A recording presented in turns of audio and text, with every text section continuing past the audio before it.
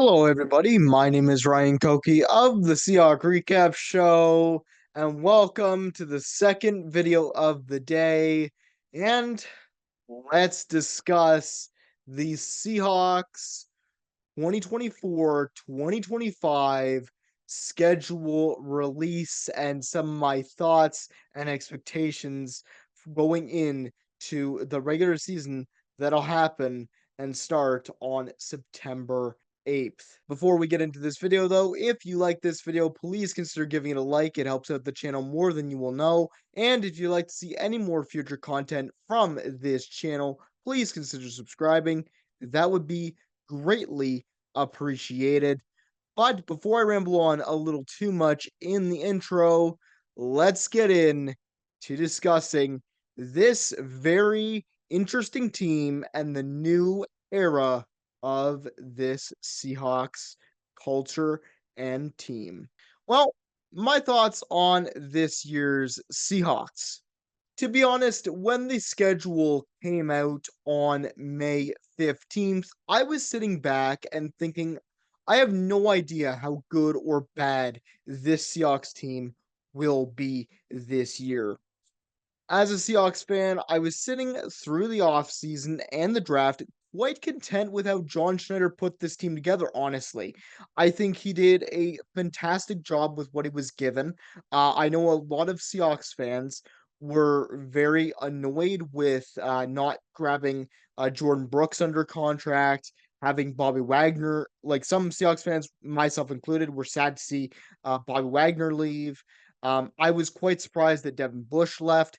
But all in all, like I think this free agency period, at least for John Schneider, was very well done. I think John Schneider this offseason took a look at what problems the Seahawks had last year and decided this offseason he was going to go after just position needs and try to fill in the weaknesses that this Seahawks team had last year. I'm talking about the run defense was abysmal last year. The third down conversion rate was abysmal last year. Fourth down wasn't too bad, but like we were just having so many issues on the offensive side of the ball. We couldn't really score that well. We were getting many first downs, we were getting many third downs and things like that. So those kind of issues I was looking at and going, they better fix these issues. And whether that's a coaching issue or a personnel issue, we can debate that in the comments. But I think ultimately John Schneider just went for position and he did very well in that regard. Yes, you do lose some talent in Bobby Wagner, in Jordan Brooks, but then you pick up guys like Jerome Baker who can fit the run very well. And you pick up guys like Terrell Dotson, who was a pass coverage machine, something that the Seahawks really lacked in that linebacking core. And in the draft, he brought in guys that can help run stop for this D line. That was something that was very apparent that we did not have as Seahawks fans when Uchenna Nwosu went down. It was all downhill from there when it came to the run stopping. So, the Seahawks pick up Byron Murphy. They pick up, one of the best DTs in this class. They pick up two Auburn corners in DJ James, and they pick up Pritchett here, who know each other very well. And another thing about the corners was the lack of tackling. These guys, at least at Auburn, are, you know, decent in pass coverage and can tackle when needed. So now you've got Reek Woolen, you got Devin Witherspoon who know how to tackle. They just need to be better at it next season, and I think they can do that. Also, John Schneider brought in an all new coaching staff that features head coach Mike McDonald, who was a fantastic defensive mind on the Ravens defense last year and throughout his time at Michigan when he was the defensive coordinator. Now, people are saying, and I've heard from Seahawks fans, I've watched a couple of YouTubers talk about this. Can Mike McDonald translate into being a good head coach from defensive coordinator? We'll just have to see. That's why it's so up in the air right now, is that we have no idea as Seahawks fans. We haven't really seen anything yet. And with an all new coaching staff, you never know what'll happen.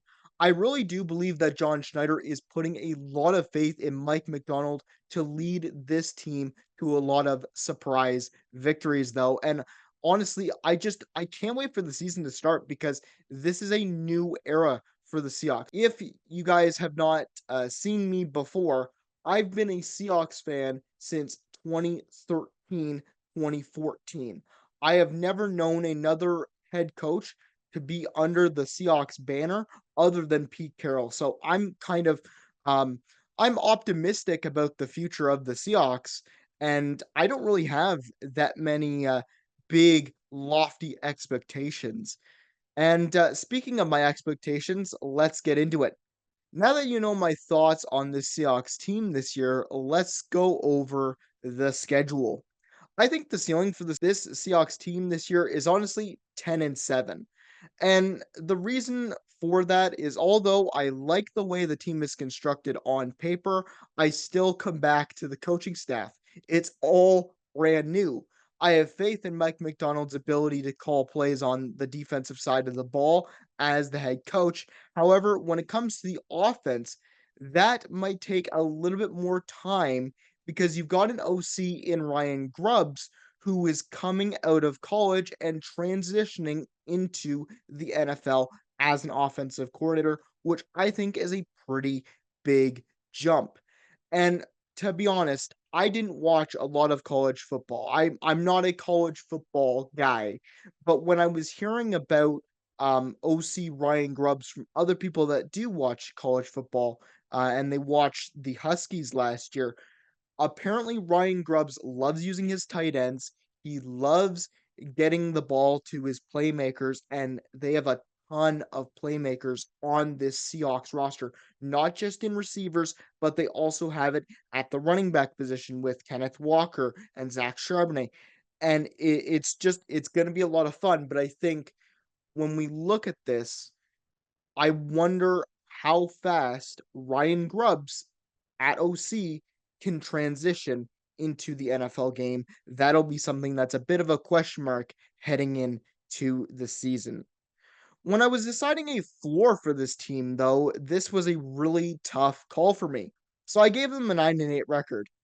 I still think the team is super young, and as long as they are ready to learn and fix the mistakes from last year's Seahawks team, I think they can pull out 9 wins on the season at their worst. And honestly, last season, Pete Carroll's final season as head coach for the Seahawks, he went 9-8. The Seahawks didn't win the division, didn't make the playoffs in the NFC West. That went to the 49ers.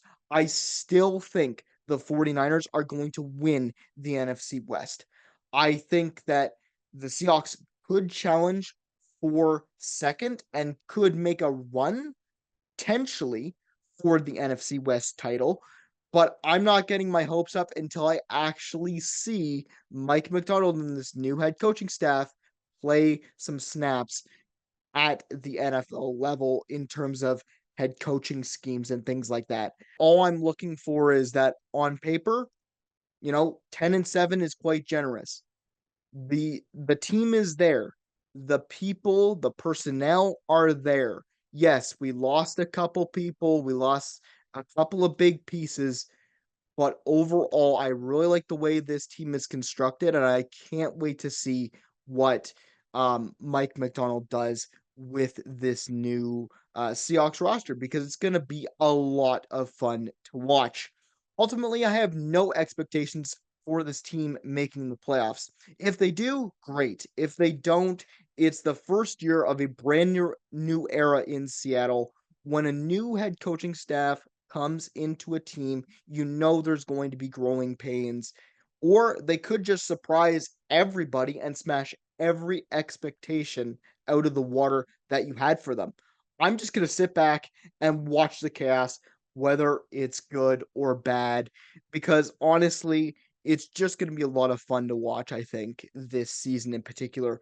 The only thing I would be really upset about is that if the Seahawks really tank and they have like a top 5 pick in the 2025 draft. that would be the only thing that would make me riot because I still believe in this team. I think the team has the personnel to get things done. Do I expect them to make the playoffs? No. Do I expect them to win the Super Bowl in maybe a couple of years? Not really, considering how much talent there is still in the NFC as a whole, just as a conference. But I'm very optimistic with this team. I'm gonna have my own biases. I'm gonna still have fun making some Seahawk recap videos for you guys when it comes to the regular season and the preseason. I'm gonna be giving my thoughts. I'm gonna be giving you my fan perspective, but I'm trying to just be realistic with this team. I think everything's gonna work out and we'll be just fine in this new era. We will just have to wait and see.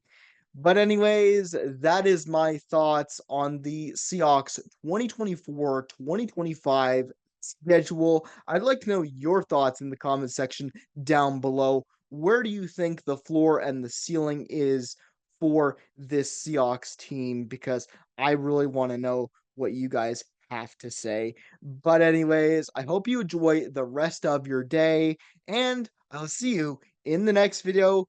Go Hawks, go! And let's see what happens when the NFL kicks off on September 8th for the regular season.